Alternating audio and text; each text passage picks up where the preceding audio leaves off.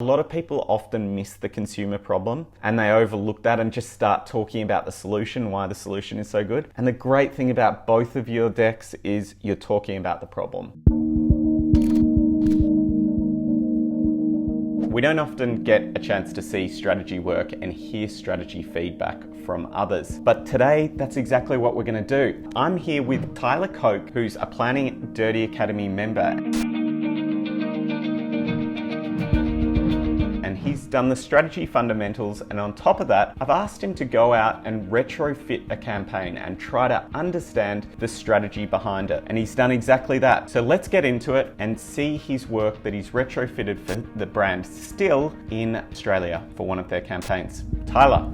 All right, thank you, Julian. Like Julian said, this is a strategy retrofit for Stihl for their Get Real, Get Outside campaign, originally produced by TBWA Melbourne. So initially, after reviewing the creative, one of the things that was super apparent is that this campaign was meant to increase the potential market for outdoor power equipment.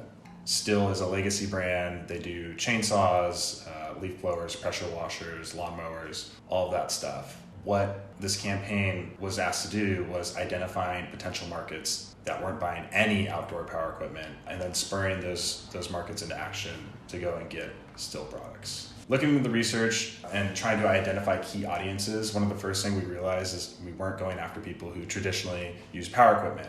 Think gardeners, landscapers, farmers, lumberjacks. We were going after people who didn't use power equipment for professional things, they were using them for leisure purposes. So adults who owned homes and needed to use power equipment to maintain their backyards. What we found looking into how people go about maintaining their backyards, from the American Time Use Survey in 2011, and this is 2011, this is an older campaign, only 9.1% of Americans engaged in some form of lawn care management. That is way less than the amount of Americans who actually have a lawn to take care of. So people were just kind of neglecting their lawns. Why is that? The same American Time Use Survey found that Americans were just spending more time indoors. They didn't necessarily need to use their lawns. People were playing video games, watching TV, browsing social media. That was super big around 2011. It was starting to explode. TV alone accounted for an average of 2.54 hours of leisure time per day. That's a lot of your day, so you're probably not going to be spending a lot of time outside if you're watching, 2.5 hours of television every day. What we need to figure out is how do we get these newly tech-obsessed adults and homeowners off of the boob tube and into their backyards. The insight that we uncovered after looking at kind of all of the cultural research is that people choose the ease of spending time in the digital world over the real thing, then complain when the digital world is unrealistic. So people like to go digital because it's easier than maintaining your lawn. Maintaining your lawn, it's time consuming, nobody wants to do it. If your lawn's a mess, you don't want to go outside and use it. At the same time, people have a love-hate relationship with technology. It's easy, but it's not as good as the real thing. It's not as immersive. You have glitches and, poor graphics. It's completely limited. And, people are trying to fix that by going into things like VR and to create more immersive experiences, but it's never going to live up to the real thing. And people know that. There's a super keen awareness that, technology does not stack up to real life. Real life's always going to be better. So we had to convince people that real life is worth the effort. And by having your backyard, by taking care of your backyard, you're going to have a place that's free from all that stuff. So if we get into the brief or the strategy, here's some of the insights that we uncovered, just walking through this again. For the consumer, it's you prefer the ease of going virtual over the hard work that comes with maintaining your yard. Nobody wants to take care of the yard. It's too much work.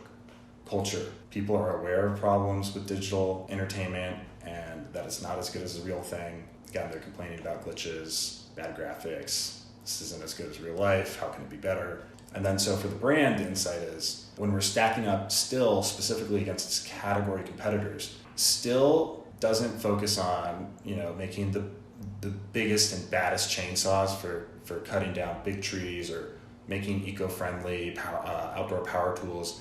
They want something that's really easy for people to use. They want taking care of your backyard to be easy. That's what Stihl designs their products with in mind. So the strategic thought when you bring that all together is with Stihl, a little bit of elbows grease can have you enjoying your backyard's full potential instead of the limited potential of digital ones. Going on to the Get Who To Buy brief, we have Get homeowners and tech enthusiasts, the people stuck inside, who are having immersive hangouts ruined by bad graphics and unrealistic glitches, to see their yard as something worth taking care of by showing them backyards are the original place to hang, free from everything that makes them sad face about the digital world. And then the creative, we have 3 really nice pieces of print creative.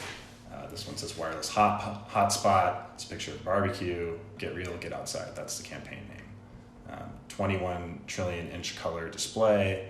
A TV's never going to get that good of color display. Get real, get outside. And then we have the original PlayStation. We have a swing set, sitting in the backyard. 3 really, really clever pieces of creative. Here's the video.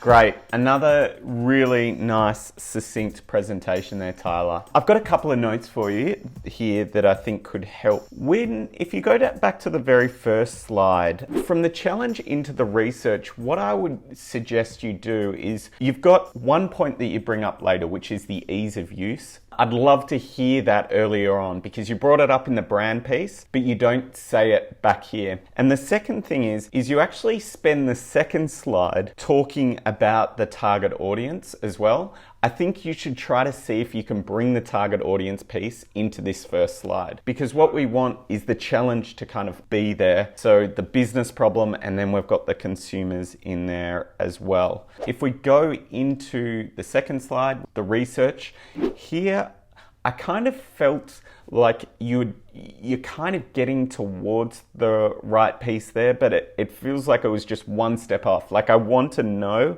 a little bit more about the immersive effect. And why is that so valuable? Like, why is that more valuable? Because I kind of felt that with the actual strategy, and this could be, to be honest, this could be down to the actual creative work. This might be kind of where it's limiting, but you kind of want to know, why is the backyard better? Like, I kind of want to hear it a little bit more and go in a little bit more detail of, oh, that's why I've got to look after the backyard, because, oh my God, it's all of these things. And because it sounded like still that the backyard, like you hadn't changed my perception that the backyard was hard. It was like, oh, for more elbow grease, where you're coming up against things that are so simple. So that is kind of where I just kind of felt like I just needed to hear a little bit more about why that experience was so valuable. And then I think still as being the easiest way to get to that solution makes complete sense. But that was just the one place that I felt like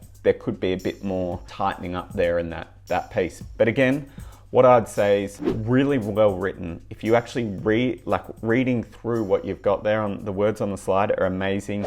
I'd try to shorten it up again, try to really get into those short, sharp dot points, especially in the challenge. You've got to tell a lot of information, but maybe we can say, you can say it in one sentence. Still's usually for outdoor pros, but to increase share, we need to go after the average home enthusiast who's only 9%. And then here you're just getting more into the consumer problem. The thing that I also love about yours is you're very clear. A lot of people often miss the consumer problem and they overlook that and just start talking about the solution, why the solution is so good. And the great thing about both of your decks is you're talking about the problem.